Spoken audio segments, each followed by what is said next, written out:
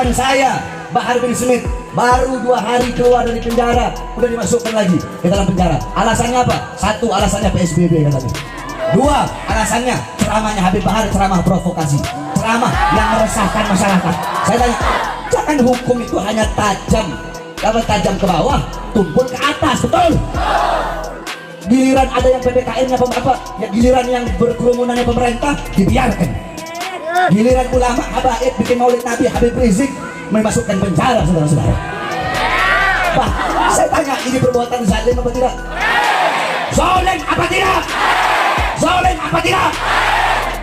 Ini adil apa tidak? Adil apa tidak?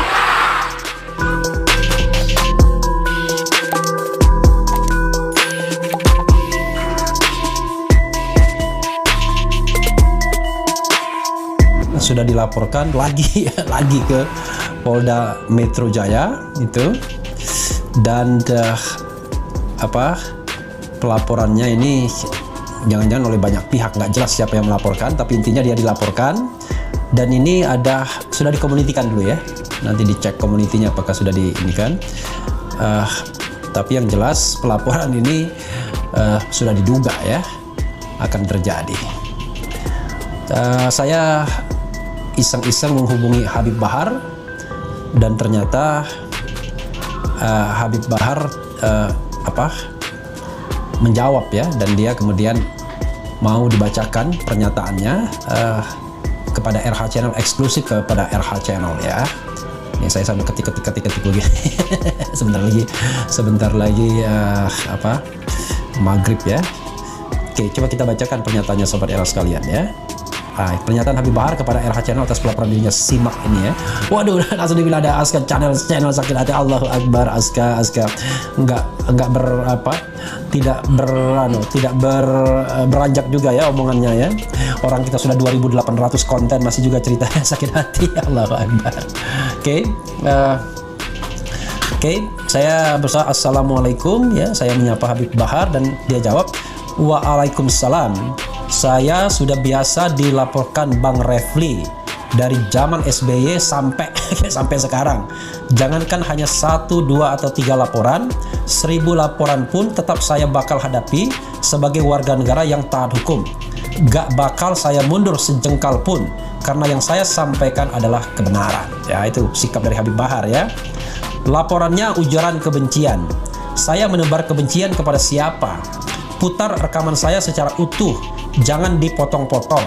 Apakah mengkritik kebijakan penguasa yang salah adalah ujaran kebencian?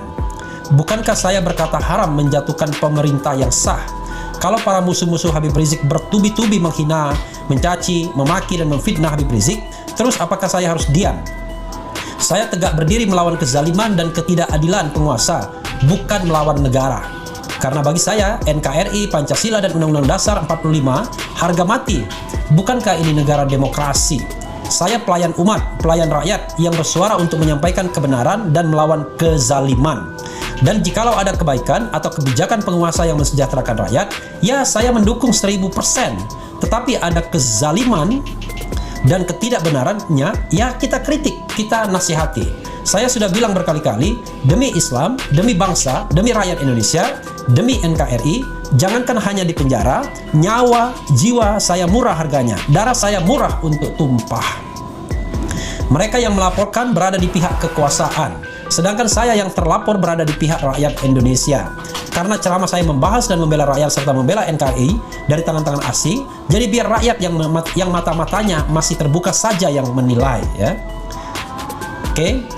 Adapun ketika saya bahas Dudung terkait dia berkata Tuhan bukan orang Arab, dalam ceramah saya sampaikan dia salah besar berkata seperti itu, karena itu adalah tashbih atau tamsil, yaitu menyerupakan Allah dengan makhluk.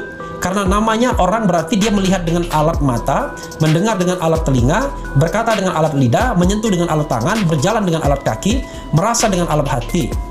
Saya bilang itu salah dan awas, hati-hati bisa jadi terjerumus ke dalam kemurtadan. Karena ridah atau murtad ada 3. Salah satunya ridah kauliyah atau murtad karena perkataan. Saya bilang kalau tidak paham agama lebih baik diam. Jangan sok tahu dalam urusan agama. Urus aja teroris OPM. Itu nasihat saya, kritik saya kepada Dudung dalam ceramah. Saya bukan hanya membahas kontroversi ucapan Dudung Tuhan bukan orang Arab, tapi saya sampaikan juga kepada jamaah yang hadir, kalau ada kebaikan atau kebijakan Dudung yang baik, ya kita ambil, jangan kita hilangkan. Seperti dia mau merekrut santri jadi TNI, itu hal yang bagus dan wajib kita dukung. Saya sampaikan kepada jemaah kebijakan Dudung yang baik, dukung tidak. Jamaah serentak berkata dukung. Jadi sifatnya saya itu tawasud. Salah ya saya bilang salah, benar ya saya bilang benar. Jangankan Dudung atau pejabat atau penguasa, andaikan bapak kandung saya salah, tidak akan saya benarkan dan akan saya lawan kesalahannya. Saya tidak bahas TNI-nya, saya tidak bahas Polri-nya, tapi petinggi-petinggi pejabat TNI ataupun Polri yang mengeluarkan kebijakan-kebijakan yang salah. Kebanyakan TNI cinta kepada ulama dan habaib, karena TNI lahir dari rahim ulama, yaitu Jenderal Sudirman. Maka bagi saya, pemimpin tertinggi TNI bukan Kasat, bukan Panglima, bukan Presiden, tapi bangsa dan rakyat Indonesia. Wah, keren ya. Jadi pemimpin tertinggi TNI adalah bangsa dan rakyat Indonesia ya, bukan Kasat, bukan Panglima TNI, bukan Presiden. Ya, sahabat era sekalian, ya itu tadi yang disampaikan oleh Habib Bahar kepada saya. Jadi memang ya gaya Habib Bahar kan keras menyampaikan sesuatu, tapi itu kan style. Memang kita harus lihatnya komprehensif, ya kan? Kadang-kadang memang ada candanya juga ya. Tapi begini, saya termasuk orang ya paling tidak suka dengan lapor-melapor gitu. Karena ya gimana ya, besok kalau saya ngomong begini saya bisa dilaporkan juga. Allahu Akbar, Jawa Bayan negara ini ya kan.